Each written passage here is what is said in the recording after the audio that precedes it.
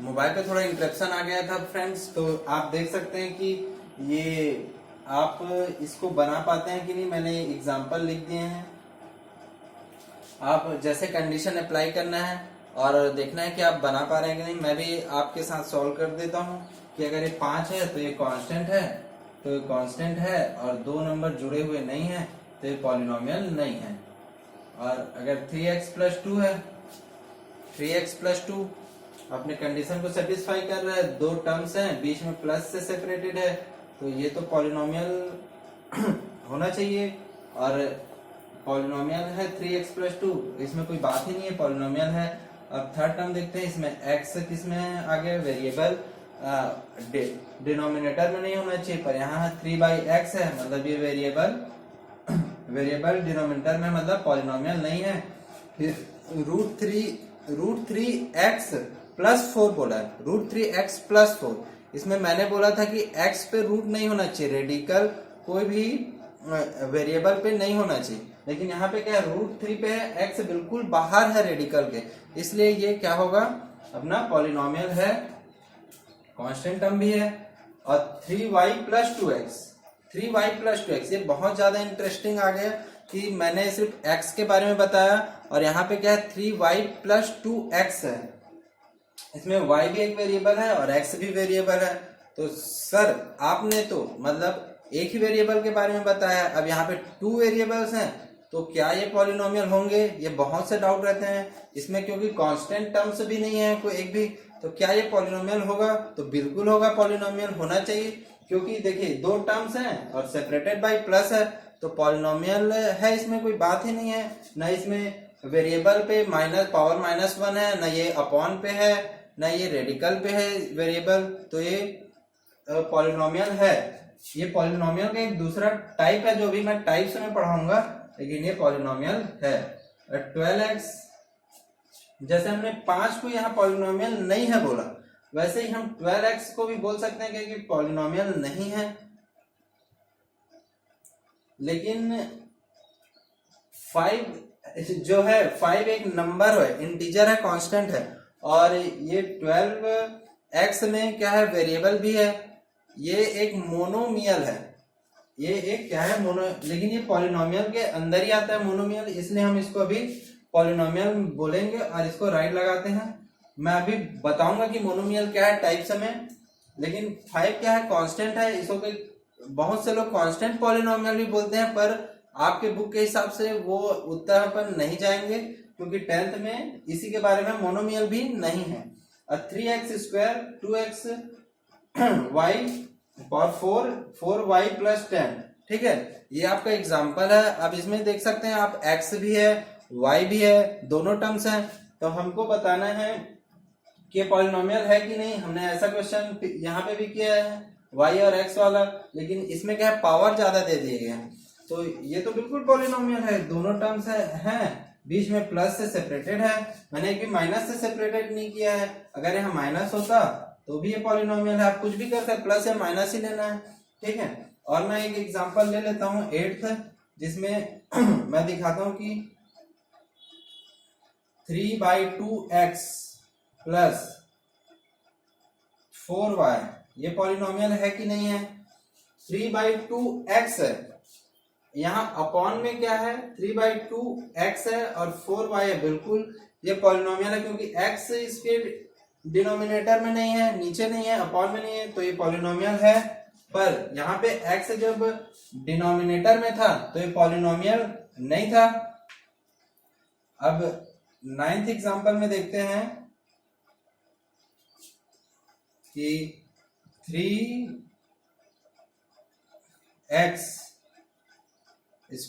Plus 4x, ये क्या polynomial होगा। अब आप देख सकते हैं कि इसके अपॉन में भी x है और ऊपर भी x है, तो x से कैंसिल हो गया, x नीचे नहीं होना चाहिए बोला था, लेकिन यहाँ तो कैंसिल हो जा रहा है, तो 3/4x है, मतलब ये भी पॉलिनोमियल होगा। तो इस टाइप से कुछ एग्जांपल हैं, और एग्जांपल हम आगे देखेंगे। इस एग्जांपल पे फोकस करते हैं 7 नंबर में कि 3x² xy⁴ है, तो अपन ये देख लिए कि ये पॉलिनोमियल है, अब हम टाइप से पढ़ने वाले हैं, तो इसी के बेसिस पे, इस एग्जांपल के बेसिस में मैं टाइप से बताऊंगा कि ये है क्या।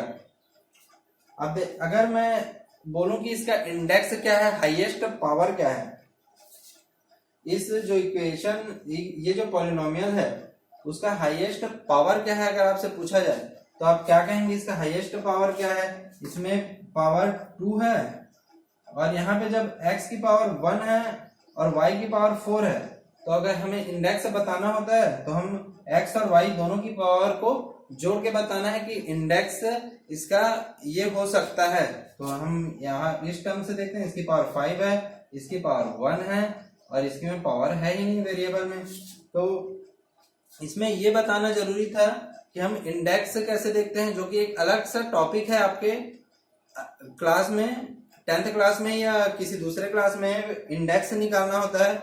लेकिन इसमें टाइप्स हम इंडेक्स के बेसिस में डिफरेंशिएट करेंगे, किसका इंडेक्स ये है, इसलिए हम इसको इस टाइप्स में रख रहे हैं। इसलिए आपको ये जानना बहुत जरूरी है कि हम इंडेक्स कैसे निकालते हैं। तो इंडेक्स ऐसे निकालते हैं कि एक टर्म्स का जितने भी उसमें वेरिएबल हैं उसके जो पावर्स हैं उसे हम सम करेंगे और सम को लिखते जाएंगे, और जिस टर्म्स का पावर का जो सम है वो सबसे हाईएस्ट होगा वही उसका इंडेक्स होगा। तो ये बिल्कुल इजी सी बात थी, जैसे इसका इंडेक्स 5 हो गया। अब इसी की बेसिस में हम डिफरेंशिएट करेंगे टाइप्स को।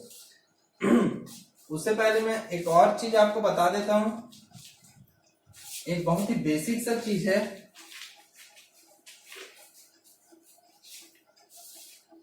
बहुत ही बेसिक सा चीज है कि हम बोल रहे हैं पॉलिनोमियल जो कि 2ax² + bx + c है। सिंपल सा अगर मैं लूं तो ये पॉलिनोमियल है। अब पॉलिनोमियल बोलते बोलते मेरे मुंह से कई बार इक्वेशन भी निकल जा रहा है। तो पॉलिनोमियल और इक्वेशन में आखिर डिफरेंस क्या है, क्योंकि इक्वेशन भी तो सेम ही होता है, ऐसे ही दिखता है, और पॉलिनोमियल भी हमको ऐसे ही दिख रहा है। तो इन दोनों में एक बेसिक सा डिफरेंस है, और ये भी बहुत इंपॉर्टेंट चीज है कि दोनों में डिफरेंस क्या है। दोनों को हम पॉलिनोमियल कब बोल रहे हैं, कब हम बोल रहे हैं कि ये इक्वेशन है।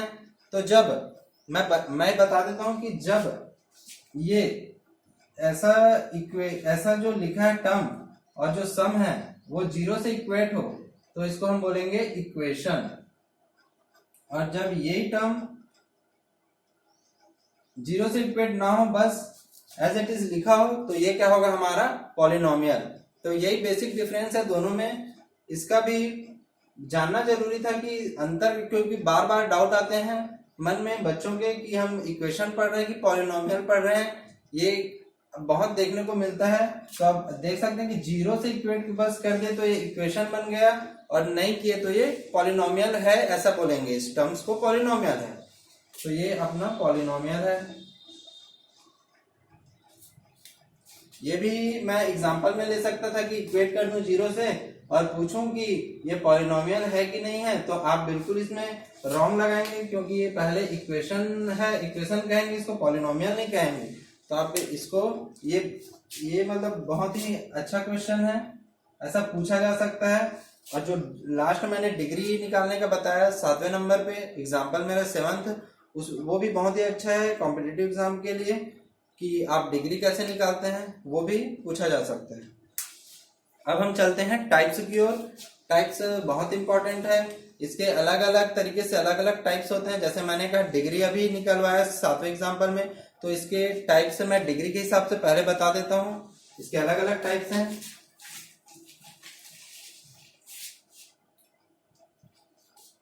टाइप्स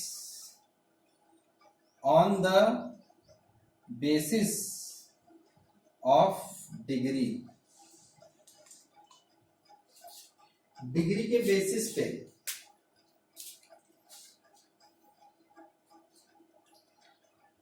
के बेसिस पे मैं आपको इसके टाइप्स बताऊंगा कि डिग्री अगर कम है ज्यादा है तो इसके क्या क्या टाइप्स होंगे।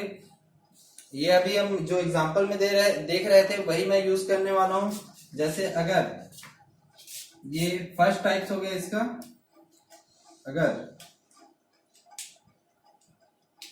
अगर हम ax + b ऐसा कोई इक्वेशन है, ax + b है, मैं यूनिवर्सल ले रहा हूँ, आप इसको 2x+3 भी ले सकते हैं, ax+b है।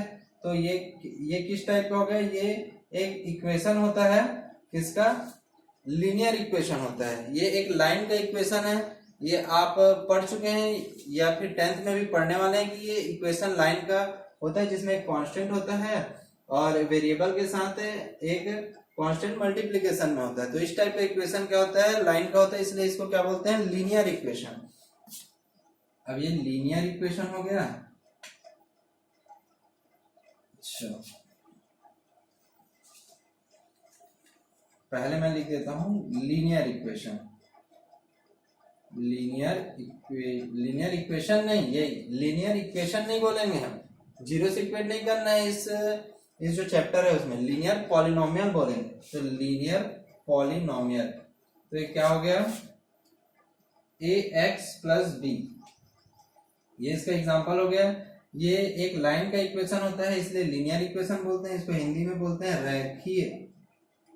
रेखीय पॉलिनोमियल। अब देख सकते हैं इसमें ax+b है और x की जो डिग्री है, जो पावर है, वो कितनी है, 1 है। ये बहुत इंपॉर्टेंट है, इसी के बेसिस में मैंने इसे डिफरेंशिएट किया है। अब सेकंड आते हैं अपन, वो आ गया क्वाड्रेटिक। इसका एग्जांपल है ax² + bx+c, और इसको द्विघातीय बोलेंगे हिंदी में, द्विघातीय पॉलिनोमियल। अब इसमें ये बात इंपॉर्टेंट है कि ax² + bx+c में x की पावर 2 है, पावर बढ़ गई। जो चीज मैं बोल रहा था कि इंडेक्स के बेसिस पे हम डिफरेंशिएट करेंगे, पावर बढ़ गई। थर्ड आ गया हमारा क्यूबिक पॉलिनोमियल। तो ये ax³ + bx² + cx+d, ये हमारा हो गया क्यूबिक इक्वेशन, जिसमें पावर x की हाईएस्ट पावर क्या हो गई, 3 हो गई। अगर मैं इसका इंडेक्स निकालने बोलूं तो क्यूबिक पॉलिनोमियल की इंडेक्स क्या होगी, x की पावर 3 होगी, और इसमें क्वाड्रेटिक में x की पावर 2 होगी और लीनियर में x की पावर 1 होगी। तो इस बेसिस पे हम इसको डिफरेंशिएट कर सकते हैं। ये भी कभी कभी जो हमारे ऑब्जेक्टिव टाइप है उसमें आ जाते हैं कि इसके पहचानिए, इसे पावर देख के इसके डिफरेंट नेम पूछ देंगे कि क्यूबिक है कि क्वाड्रेटिक है। तो ये एक टाइप हो गया जो कि किसके बेसिस पे था, डिग्री के बेसिस पे, ये डिग्री के बेसिस में था।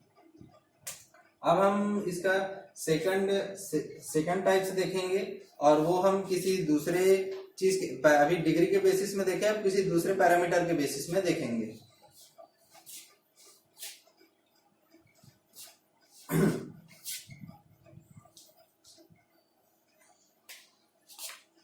नंबर ऑफ टर्म के बेसिस में देखेंगे, इसके बेसिस में देखेंगे। नंबर ऑफ टर्म्स के बेसिस में मैंने बहुत बेसिक से शुरू किया था, पहले ही मैंने कुछ चीजें बता दी है, अब उसी को मैं टाइप्स में फिर से बता रहा हूँ। ये हो गया। हाँ, इसमें एक बात और है कि यहाँ ax³ + bx² + cx+d है, ये एक स्टैंडर्ड है, स्टैंडर्ड क्यूबिक पॉलिनोमियल, जिसमें a जो है कांट बी 0, a 0 नहीं हो सकता। ओके, a 0 नहीं हो सकता। अगर a 0 हुआ तो ये तो क्वाड्रेटिक में ट्रांसफर हो जाएगा, a 0 नहीं होना चाहिए। और a b c d all are real number, ये मस्ट है, रियल नंबर, ये एकदम मस्ट है कि वो रियल नंबर ही हो। अगर वो इमेजिनरी हुए तो फिर पॉलिनोमियल ही नहीं होगा। और ये भी जरूरी है कि a अगर इसका 0 हो गया तो ये तो क्वाड्रेटिक में बदल गया, इस कारण ये a शुड नॉट बी 0, और रियल तो होंगे ही तभी पॉलिनोमियल की श्रेणी में आएगा। और अगर ये जैसे मैं ये ले लिया क्वाड्रेटिक में, तो इसके लिए क्या हो जाएगा कि b should not be equal to 0। अगर b हो गया तो ये तो लीनियर बन जाएगा। इस कारण इसका जो फर्स्ट टर्म है x² में जो कोफिशिएंट है वो कभी भी 0 नहीं हो सकता। अगर हम इस टाइप्स की बात करें, उस इक्वेशन को अगर अपन बताएं कि ये इक्वेशन का स्टैंडर्ड फॉर्म ये है, तो उसमें जो फर्स्ट टर्म है वो कभी भी जीरो नहीं होगा। ओके।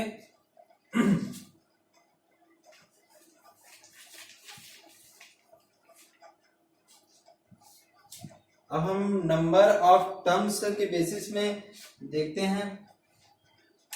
नंबर ऑफ टर्म्स के बेसिस में पहला है बाइनोमियल, पहला मोनोमियल हो गया, सेकंड वन हो गया बाइनोमियल,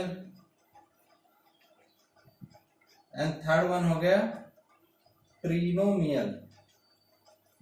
ऐसा ही कुछ है, इसका स्पेलिंग है शायद, ट्रिनोमियल ही है, बाइनोमियल एंड मोनोमियल। ओके, ये तीन टाइप से हो गए। किसके बेसिस पे हो गए? नंबर ऑफ टर्म्स के बेसिस में। जब पॉलिनोमियल में टर्म्स बढ़ते जाएंगे तो हम उसको अलग अलग नाम देंगे। जैसे ये तो एक कॉम्बिनेशन ऑफ टर्म्स ही है, पॉलिनोमियल का मीन्स क्या है? कॉम्बिनेशन ऑफ टर्म्स ही है, लेकिन इसमें एक दो तीन कितने टर्म्स होंगे उसके हिसाब से हम इसको नाम देते जाएंगे, इसका नेमिंग करेंगे कि इसको क्या बोलेंगे। ज्यादातर आपके जो सिलेबस है उसमें 3 टर्म्स तक हैं, 2 टर्म से क्वेश्चन ज्यादा आते हैं, 3 तक ही ज्यादा इंपॉर्टेंट है। 4 थोड़ा लेंदी हो जाता है, 3 भी लेंदी हो जाता है, तो 2 से ही ज्यादा क्वेश्चन आते हैं। अगर डिवीजन रूल वाले तो उसमें 3 4 के आ सकते हैं।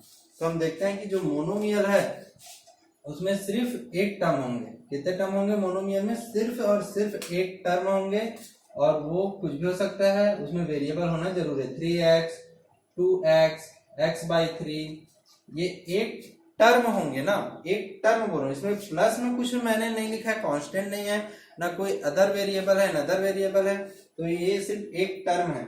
इसके बेसिस पे बिल्कुल नहीं करना है, इसके पावर पे क्या है। कुछ लोग कंफ्यूज होते हैं कि मोनोमियल मतलब अगर उसमें एक वेरिएबल है तो वो मोनोमियल है, 2 वेरिएबल है तो वो बाइनोमियल है, ऐसा कुछ कंफ्यूज होते हैं, पर ऐसा बिल्कुल नहीं है। अगर एक वेरिएबल है तो वो मोनोमियल है, क्योंकि वो एक टर्म है। अगर वो कितने भी वेरिएबल हैं, चाहे वो 3xy भी रहे, 3xy, यहाँ पे 2 वेरिएबल है, 2 वेरिएबल, लेकिन टर्म कितना है? एक है, तो उसको मैं क्या बोलूंगा? मोनोमियल ही बोलूंगा। ये टर्म से डिफाइन होगा। अब बाइनोमियल में क्या होंगे?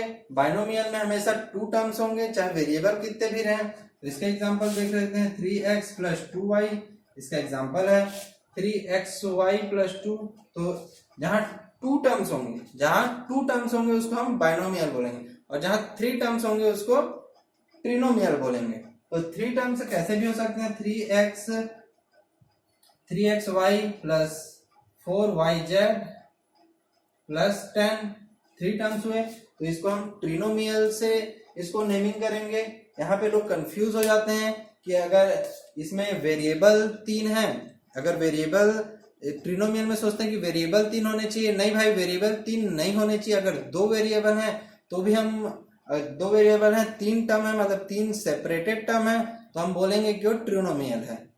यहाँ पे लोग कंफ्यूज होते हैं, और बहुत इंपॉर्टेंट पार्ट यहाँ पे बन जाता है जब आप क्वेश्चन सॉल्व करें, इसलिए बहुत इंपॉर्टेंट था। अब हम थर्ड टाइप्स में चलते हैं। थर्ड टाइप्स ऑफ टाइप, मतलब ये सेकंड था हमारा, फर्स्ट हमने पढ़ा डिग्री पे, ये सेकंड था जो on the basis of number of terms था। अब थर्ड होगा on the basis of variable, जो मैं बात कर रहा था अभी। इसमें गलती ये नहीं करना है। अब अगर वेरिएबल हमारे ज्यादा हुए, एक से ज्यादा हुए, या 1 हुए, 2 हुए, 3 हुए, तो हम उसको कौन सा टाइप से बोलेंगे, ये अब हम देखने वाले हैं।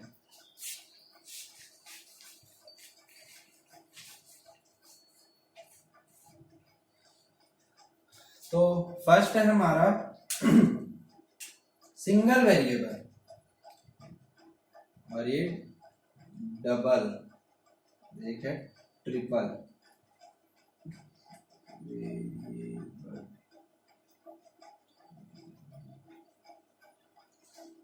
तो वेरिएबल में टाइप्स वही उसके नाम के हिसाब से लिए गए। अगर एक वेरिएबल है, अगर x सही है, वेरिएबल तो सब जानते हैं कि x y z को ही बोलना है वेरिएबल, किसी भी चीज को बोल सकते हैं x a b c d y, लेकिन जनरली x y z को अपन वेरिएबल लेंगे। अगर एक वेरिएबल है, ओनली x और y और z बोलो ना, और एक वेरिएबल है, तो उसको हम क्या बोलेंगे? Single variable. x y and z। Double variable में 3xy प्लस 10 रहेगा, ये डबल वेरिएबल है तो ये अपना इसे बोलेंगे double variable polynomial. Triple variable में हमेशा 3 वेरिएबल का यूज होगा, जो एक्सप्रेशन लिखा है उसमें 3 वेरिएबल का यूज होगा। जरूरी नहीं कि 3xyz लिखा हो एक साथ भी लिखा होना जरूरी नहीं है। यहाँ 3x लिखा हो प्लस 2y लिखा हो प्लस 5z लिखा हो, 5z, यहाँ 3 वेरिएबल यूज हो गए एक्सप्रेशन में, तो इसको हम ट्रिपल वेरिएबल क्या बोलेंगे, पॉलिनोमियल। तो इस प्रकार से इसके 3 टाइप्स है, और 3 टाइप्स भी मैंने 3 टाइप से बताए हैं, तो टोटल मैंने 9 टाइप से बता दिए हैं। आप अच्छे से देखते रहें कि इतने टाइप्स के होते हैं और इसके कंडीशन भी इतने सारे होते हैं, तो इसको पहचानना आसान है, लेकिन वही बस ध्यान रखने वाली बात है कि हम कैसे पहचानना है इसे। ठीक है, तो आप इसे फॉलो करते जाइए और पहचानते जाइए, आपके क्वेश्चन सॉल्व हो जाएंगे। जो बेसिक थे, बेसिक आपके जो एनसीईआरटी की बुक में इससे सॉल्व हो जाएंगे आराम से, आप देख लीजिएगा।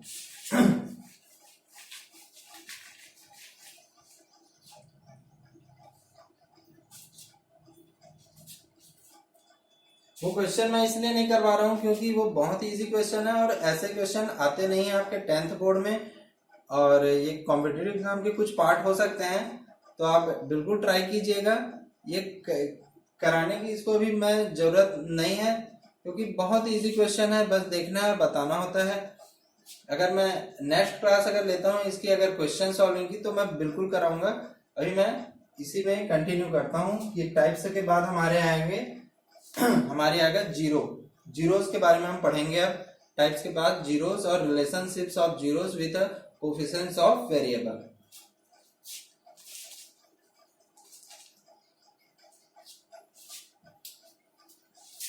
वन इज टाइप्स हो गए। फोर्थ वन हमारा होगा जीरोस मतलब बहुत ही इजी टॉपिक है और बहुत ही वैल्यूएबल है for this chapter and for everywhere. Zeros पे ही बहुत सारे क्वेश्चन फ्रेम किए जाते हैं। मतलब जीरोस एक पॉइंट है जहां से वो क्वेश्चन फ्रेम करना सोचते हैं फ्रेम करने वाले कि यहाँ से जीरो इन्वॉल्व करना ही है।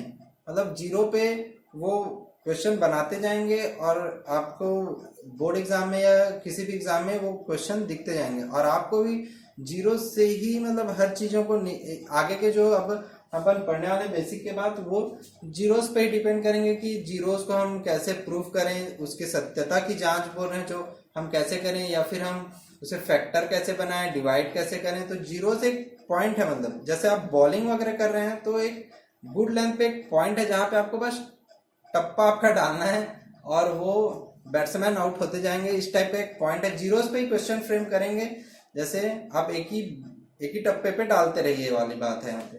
तो आप एक जीरोस पे एकदम फोकस करिए। जीरोस ही इस चैप्टर का सबसे इम्पोर्टेंट है और आने वाला टॉपिक है।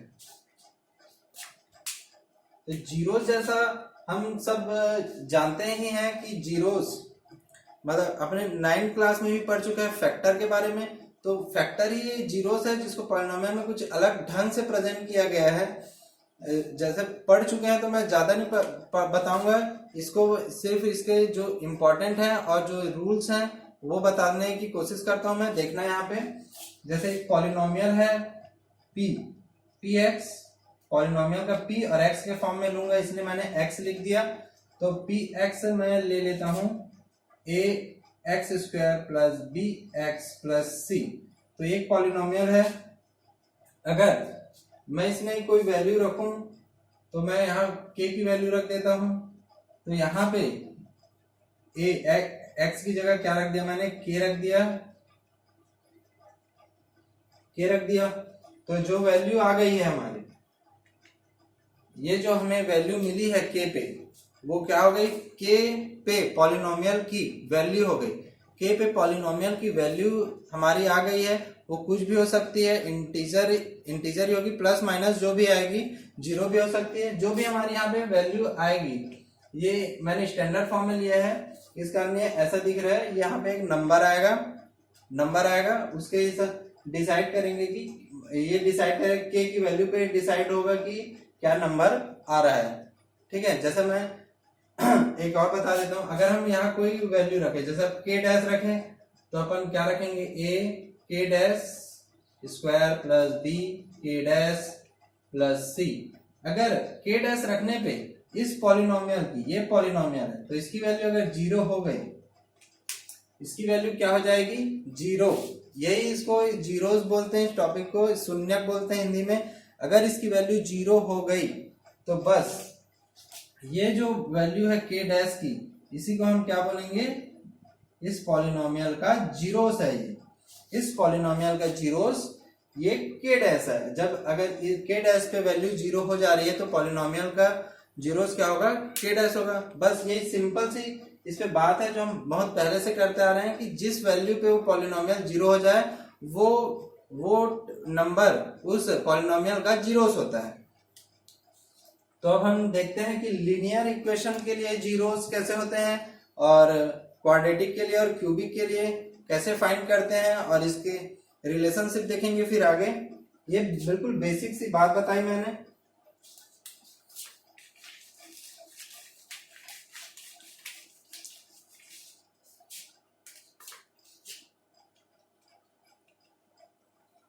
Linear a x plus b, a x plus b linear polynomial है।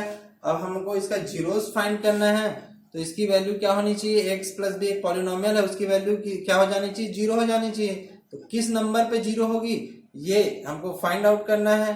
तो किस नंबर पे जीरो होगी ये फाइंड करने के लिए मैं इसको जीरो से, ये इसकी वैल्यू जीरो हो जानी चाहिए, तो मैं इसको जीरो से इक्वेट कर दिया, तो ये क्या बन गया कि इक्वेशन बन गया। अब इक्वेशन को सॉल्व करना हम सभी को पता है कि ट्रांसफर करते हैं, ये सब बेसिक बातें हैं कि x माइनस बी बाई ए आ गया। ये सब प्रीवियस क्लास में सब करते आ रहे हैं, 8th 9th 10th। इसका x is equal to minus B by A. इसमें यहाँ पे बस सिर्फ ये सीखना है हमको कि माइनस बी बाई ए आया, उसका वो कैसे रिलेशन है उसका किससे, लीनियर इक्वेशन से। हमको सिर्फ इस टॉपिक पे ये हमारे लिए नया है ये चीज, तो हम देखते हैं कि क्या रिलेशन है। तो यहाँ पे माइनस का माइनस साइन है तो माइनस लिख देते हैं। बी कहाँ से आया, बी ये कांस्टेंट टर्म है, तो यहाँ कांस्टेंट टर्म, और ए है एक्स का कोफिशिएंट ऑफ एक्स।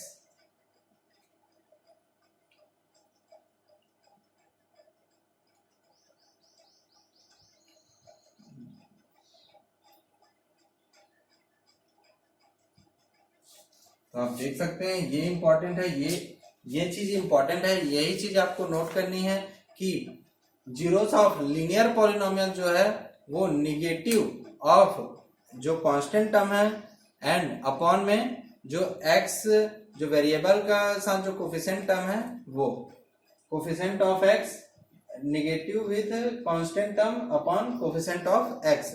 ये जो अपना जो फॉर्मूला बोल सकते हैं ये इंपॉर्टेंट है, ये क्वेश्चन में यूज होने हैं और इसी के बेसिस पे क्वेश्चन आने हैं।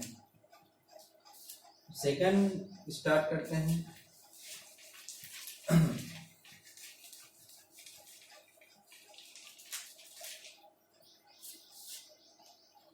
ये लीनियर बहुत ही इजी था, लीनियर के लिए ये निकालना बहुत इजी था क्योंकि इसको जीरो से सिर्फ इक्वेट कर दिए, इक्वेशन बना दिए। अब हम क्वाड्रेटिक और क्यूबिक का देखेंगे, लेकिन उससे पहले हम लोग ग्राफिक रिप्रेजेंटेशन समझ लेते हैं इसका कि आखिर हम लोग जीरोस बोल किसको रहे हैं, आखिर जीरोस को रिप्रेजेंट कैसे करें, देखें कैसे कि अच्छा ये जीरो है जो हमें दिख रहा है ग्राफ में। तो ग्राफ में देख सकते हैं कि जीरोस हो रहे हैं, जिससे हमें क्यूब और जो अपन क्वाड्रेटिक का जीरोस फाइंड आउट करेंगे उसके लिए इजी हो जाएगा। तो हम पहले ग्राफिक रिप्रेजेंटेशन देख लेते हैं, जो कि 10th के लिए तो बिल्कुल इम्पोर्टेंट नहीं है, सिर्फ दिया गया है बुक में, लेकिन इसको समझना बहुत इम्पोर्टेंट है। आगे अच्छे क्वेश्चंस के लिए बहुत ही जरूरी है कि आप इसे समझें, और कॉम्पिटिटिव एग्जाम के लिए तो बहुत ही इम्पोर्टेंट है कि ग्राफ आपको आना ही चाहिए इसके। ठीक है, तो आप लीनियर के देख लीजिए ग्राफ, और सेकंड है मेरा क्वाड्रेटिक पॉलिनोमियल और थर्ड है क्यूबिक। तो क्यूबिक पॉलिनोमियल, लीनियर पॉलिनोमियल मैंने बताया था कि ये लीनियर एक लाइन का इक्वेशन से लिया गया है, सेम होता है लाइन का इक्वेशन, इसलिए इसे लीनियर पॉलिनोमियल बोला है। तो लाइन का इक्वेशन मतलब इसमें एक लाइन बनेगा, और लाइन बनाने के लिए अगर आपको ऐसा पूछा जाता है तो उसमें 2 पॉइंट्स दिए होंगे, 2 पॉइंट्स को मिलाने से क्या बनती है, लाइन बनता है। अगर आपको 2 पॉइंट जब तक क्वेश्चन में ना दिए हो या आपको फाइंड आउट करने का तरीका ना दिया हो तब तक आप लाइन नहीं बना सकते हैं। तो इसमें इस क्वेश्चन में दिया होगा कि ये लाइन बनाने के लिए 2 पॉइंट हैं, या आप फाइंड आउट कर लीजिए और 2 लाइन बना लीजिए। तो क्वेश्चन में दिया हुआ पॉइंट होगा, सॉरी, तो मैं एक्स वाई प्लेन लेता हूं यहाँ पे, ये एक्स हो गया, ये वाई हो गया। अब लाइन कहीं से भी जा सकती है, ऐसे भी बना सकता हूं मैं इसको, ऐसे भी बना सकता हूं, कहीं से भी बना सकता हूं। तो मैं लाइन ये जस्ट ड्रॉ कर लेता हूं। तो हमें कैसे ड्रॉ किए सर, अगर आप ऐसे बोलेंगे तो मैं बोलूंगा कि ये 2 पॉइंट दिया था, जैसे इसको मिटा ही देता हूं मैं, फिर से एक्स वाई, उसने हमें 2 पॉइंट दे रखा होगा क्वेश्चन में कि आपका पॉइंट है यहाँ 1 आता है और यहाँ 6 है, तो आपका पॉइंट 1 6 है। तो ये वाला पॉइंट हमें दिया होगा कि 1 6 पे, और सेकंड पॉइंट हमें दिया होगा कि ये -2 ये हो गया, और ये हो गया हमारा -3 पे, यहाँ पे -2 और -3, -2 -3 और 1 और 6, तो 2 पॉइंट दिए होंगे। तो हम इसे 2 पॉइंट्स को अगर मिला दिए बिल्कुल स्ट्रेट स्केल से तो ये कहीं पे कट करेगा और ये पॉइंट मिल जाएगा यहाँ पे।